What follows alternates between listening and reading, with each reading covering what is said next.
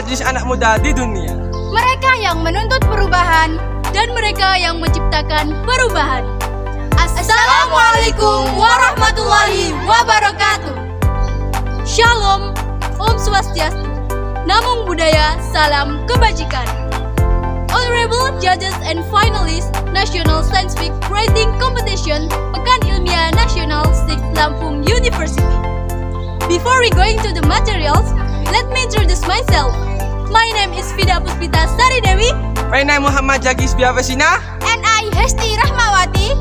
We are from Muhammadiyah Vocational High School, 1 Gresik.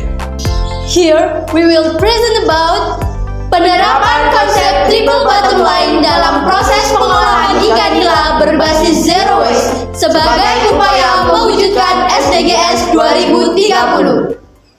Mengapa sih harus mengimplementasikan konsep triple bottom line dalam pengolahan ikan nila untuk mewujudkan SDGs 2030? Karena ikan nila merupakan komoditas utama budidaya perikanan air tawar di Indonesia, khususnya di daerah Gresik.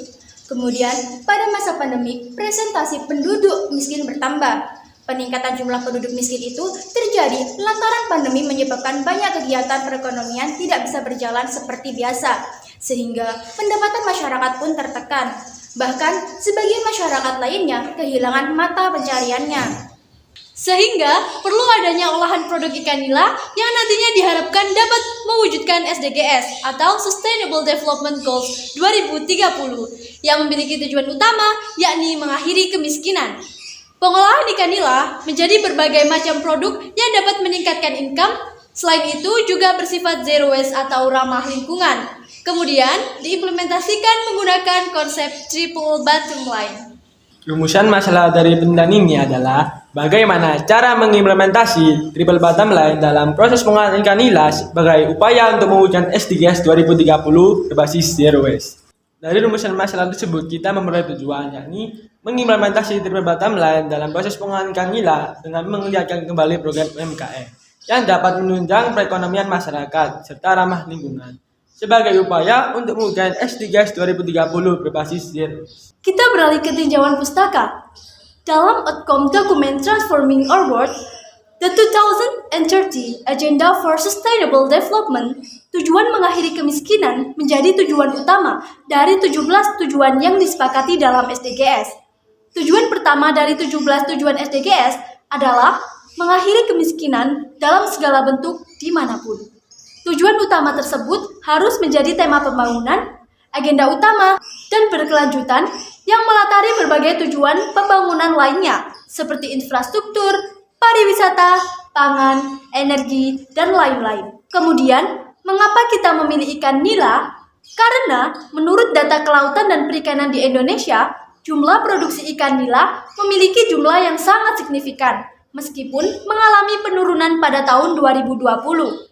Selain itu, kandungan gizi dari ikan nila sangat melimpah, antara lain karbohidrat, protein, kalsium, lemak, fosfor, dan juga besi. Umumnya, masyarakat hanya mengkonsumsi ikan nila dengan cara disajikan secara langsung, mengolahnya menjadi olahan filet nila ataupun surimi nila, dan belum memaksimalkan olahan ikan nila itu sendiri. Oleh karena itu, kita mencoba untuk memaksimalkan olahan ikan nila mulai dari daging yang kita jadikan sebagai mie dan tulang yang kita jadikan sebagai pelet. Dari kedua produk tersebut dapat meningkatkan income dan membuka lapangan pekerjaan.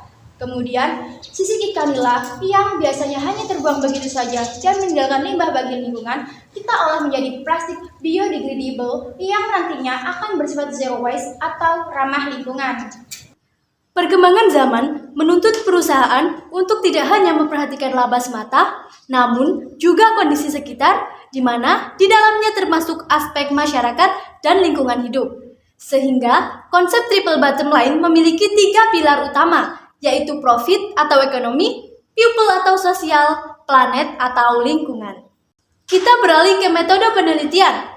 Metode memperoleh data dilakukan dengan cara membuat kegiatan pre-eksperimen, yakni membuat prototipe dari produk kemudian dilakukan observasi. Untuk cara memperoleh data dilakukan dengan tabulasi data. Tabulasi adalah menyusun dan menghitung data, kemudian disajikan dalam bentuk tabel.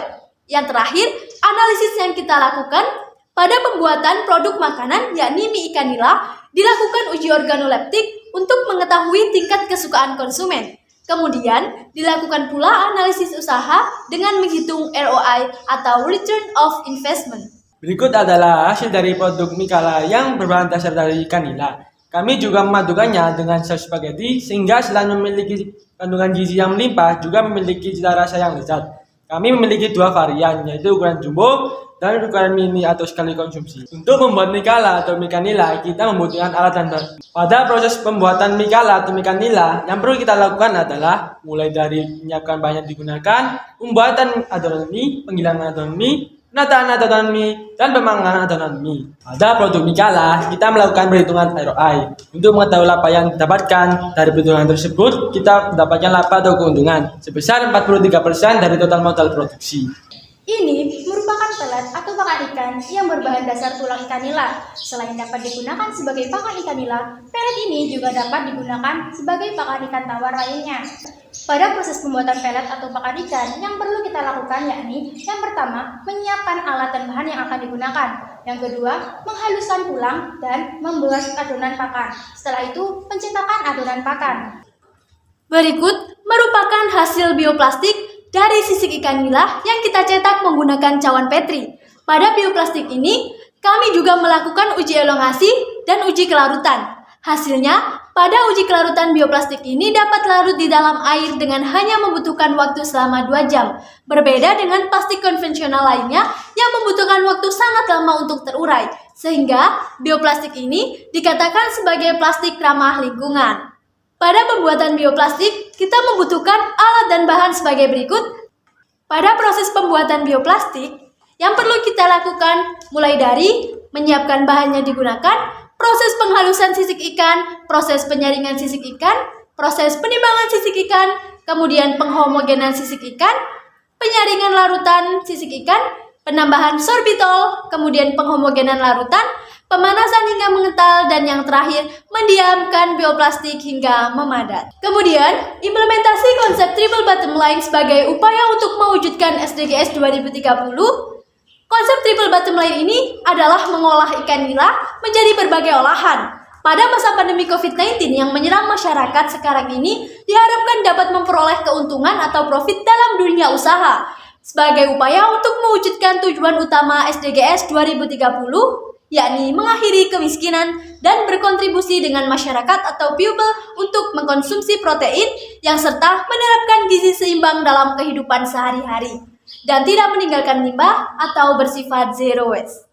Kami melakukan sosialisasi produk kepada ibu-ibu PKK yang dimana nantinya kami akan bekerja sama dengan ibu-ibu PKK untuk kembali menggeliatkan program UMKM. Karena melalui program UMKM mampu menciptakan kesempatan kerja yang luas dan memiliki daya entrepreneur yang luar biasa di dalam masyarakat.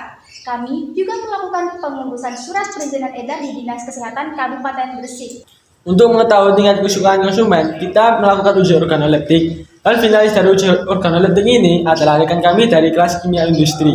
Kesimpulan dari penelitian ini adalah implementasi konsep triple bottom line sebagai upaya untuk mewujudkan SDGs 2030 dengan kembali mengeliatkan UMKM yang mengolah ikan nila menjadi berbagai macam produk yang dapat menghasilkan laba atau profit, serta mendorong partisipasi aktif masyarakat melalui program UMKM desa atau people. Yang terakhir, ikan nila yang diolah tanpa limbah masuk dalam aspek planet karena ramah lingkungan. Saran untuk penelitian selanjutnya adalah Perlu adanya sosialisasi program kegiatan terus-menerus agar bisa dikenal luas di masyarakat. Lalu, perlu adanya pengembangan penelitian produk agar kualitasnya dapat memenuhi standar nasional Indonesia. perlu pengembangan teknologi produksi mie kala atau mie ikan nila, pelet atau pakan ikan, dan bioplastik dalam skala industri agar dapat diterapkan di masyarakat sebagai bentuk produk bernilai ekonomis serta dapat membuka lapangan pekerjaan.